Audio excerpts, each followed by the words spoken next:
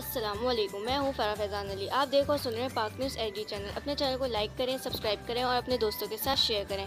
आइए जानते हैं आज की ताज़ा तरीन खबर सईद नजम से। जी, बारिश और सैलाब से रेलवे की सूरत हाल के बारे में वफाकी वजीर रेलवे ख्वाजा साद रफ़ीक क्या कह रहे हैं, आइए सुनते हैं। यस सक्कर भी मौजूद हैं। हम 4 रोज़ा दौरे पे फ्लडेड एरिया के निकले हैं। जहाँ जहाँ पानी खड़ा रेलवे ट्रैक पे हम वहाँ तक जाएंगे और उसके बाद हम यहाँ से फिर इंशाल्लाह बलूचिस्तान भी जाएंगे।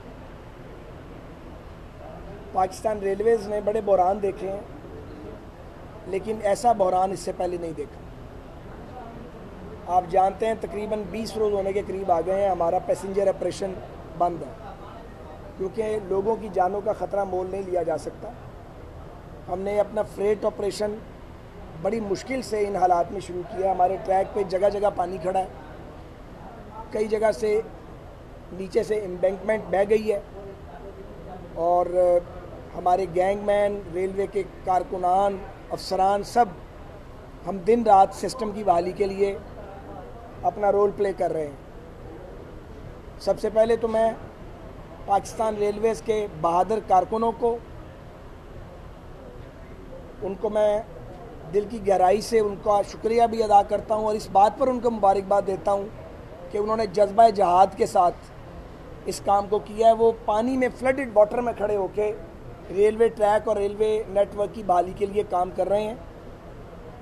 हमने दालबंदीन तक ट्रैक क्लियर कर लिया है। ताफ्तान दालबंदीन चंद रोज़ में इंशाल्लाह ताला ताफ्तान कोयटा सेक्शन बहाल होगा। कोयटा चमन सेक्शन बहाल हो चुका है। इसी तरह पेशावर से रोड़ी तक ऑपरेशन बहाल हो चुका है। हमारा जो असल बॉटलनेक है वो ML1 पे यहाँ से ऑनवर्ड है। आप सबको पता है, बिरिया रोड है, पटीदन है, नवाबशाह है, बुचियारी है। हम पूरी कोशिश कर रहे हैं सूबाई हुकूमत और अफवाज पाकिस्तान के ताउन से और डिज़ास्टर मैनेजमेंट अथॉरिटीज़ के ताउन से किसी तरीके से पानी रेलवे ट्रैक से ज़रा नीचे चला जाए। मेरा ये दौरा भी इसी सिलसिले की एक कड़ी है। अभी एडमिनिस्ट्रेशन भी हमारे साथ होगी और हम सब तब तक कोयटा जो है वो कोयटा ताफ्तान और कोयटा चमन तो जाती रहेगी ट्रैफिक, लेकिन कोयटा नेशनल रेलवे नेटवर्क से कनेक्ट नहीं हो सकेगा। वो पुल बड़ा स्ट्रेटेजिक है, उस पर भी हम दिन रात लगे हुए हैं कि वो जल्दी से जल्दी उसको हम मुकम्मल कर लें। अगली बात यह है कि इन सैलाबों से जो अनप्रेसिडेंटेड है, सबसे ज़्यादा नुकसान सूबा सिंध में हुआ है, सूबा बलूचिस्तान में हुआ है। उसके बाद KPK के बन्नू टांक DI खान सवात का इलाका मुतासिर है, राजनपुर डेरा गाजी खान के इलाके मुतासिर है। तो ये वक्त है कि हम सब मुसीबत की इस घड़ी में अपने सैलाब में डूबे हुए तबाह हाल बहनों भाइयों की मदद करें। हुकूमतें भी अपना काम कर रही हैं, NGOs भी कर रही हैं। हम में से हर वो फ़र्द जो सैलाब की तबाहकारी से बचा है, उसका ये फ़र्ज़ है कि वो कुछ हिस्सा अपने उन बहनों भाइयों के लिए निकाले जो सैलाब की तबाहकारी का शिकार है। ये 1-2 दिन का काम नहीं है। रेस्क्यू का ऑपरेशन चल रहा है, तकरीबन मुकम्मल होने वाला है। रिलीफ चल रहा है, ये चलेगा भी काफ़ी दिन चलेगा। मगर जो रिहेबिलिटेशन का प्रोसेस है वो उसे 2 से 3 साल कम से कम लग सकते हैं। अरबों डॉलर का नुकसान हो गया, जो कि पाकिस्तान के पास रिसोर्स नहीं है। पुल टूट गए, सड़कें तबाह हो गई, लोगों की फसलें तबाह हो गई, घर तबाह हो गए। तो इसके लिए कौमी मनसूबाबंदी की ज़रूरत है, जिसके लिए अदारा कायम किया फेडरल गवर्नमेंट ने, जिसे आसन इकबाल साहब लीड कर रहे हैं। उसमें NDMA है, सूबाई हुकूमतें भी उसका हिस्सा हैं। वो मनसूबाबंदी भी साथ साथ कर रहे हैं। मगर सबसे बड़ी ज़रूरत जज्बे की है। ठीक है कि दुनिया अब हमारी मदद के लिए आ रही है, लेकिन मुल्क से बाहर देखने की बजाय हमें अपने वसाइल पर भरोसा करना है। और 3 करोड़ से ज़ायद लोग डूबे हैं बदकिस्मती से, लेकिन 17-18 करोड़ लोग हैं जो महफूज रहे हैं इस बला से। तो ये हमारी ज़िम्मेदारी है। सो अगले दिनों में, और इस बार जब हमें रेलवे मिली है तो हकीकत यह है कि 15 दिन बाद तनख्वाहों के पैसे नहीं होते और हमें तनख्वाहों के पैसे भी इकट्ठे करने पड़ते हैं। खसारा भी 12-13 अरब ऐड हो गया पिछले 4 साल में बदकिस्मती से।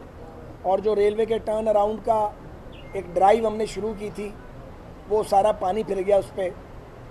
अब इसको फिर ज़ीरो से शुरू किया था तो सैलाब ने आ लिया। बहरहाल हम इसका मर्दानावार मुकाबला करेंगे। जब आफत आती है तो शिकस्त तस्लीम नहीं की जाती, उसका मुकाबला किया जाता है। इसका हम डट के मुकाबला करेंगे।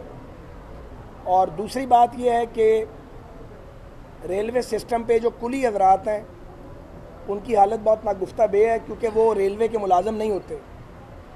तो हमने ये फ़ैसला किया है कि हर कुली को 10,000 रुपये की हम फाइनेंशियल असिस्टेंस देंगे। रेलवे नहीं दे सकता, इसलिए कुछ अमाउंट मैंने अरेंज की है, कुछ अखुवत एक NGO है उनसे हमने 25 लाख रुपए वो दे रहे हैं, और ये रेलवे अफसरान ने मेहरबानी की है, कुछ 40 लाख रुपए इनसे इकट्ठे हुए हैं। कुछ मैंने PM को रिक्वेस्ट किया है, फेडरल गवर्नमेंट से भी मदद मिलेगी। तो तमाम कुली जो हैं उनको हम 10-10 हज़ार रुपये देंगे। कोशिश करेंगे कल से उनको अदायगी मिलनी शुरू हो जाए, ख़ास तौर पे फ्लडेड एरिया में पहले उनको तरजीह देंगे। इसी तरह जो गैंग मैन है कराची डिवीज़न के, सक्खर डिवीज़न के, कोयटा डिवीज़न और मुल्तान डिवीज़न के, इनको भी 10-10 हज़ार रुपये दिए जाएंगे। ये फ्लडेड वाटर में काम करें। 10 हज़ार कुछ भी नहीं है, लेकिन ये तकरीबन 3 करोड़ रुपए का इम्पैक्ट आता है। तो इन हालात में हम अभी यही कर सकते थे। मज़ीद कुछ हो सका वो भी करेंगे। रेलवे ऑपरेशन इंशाल्लाह ताला जल्द बहाल होगा। एक तो ML1 पे प्रॉब्लम है बहुत। ये मेरा ख्याल है कि फ्रेट हमने चला तो दिया है, लेकिन प्रॉपर फ्रेट 1-1.5 हफ्ते में चल पड़ेगा।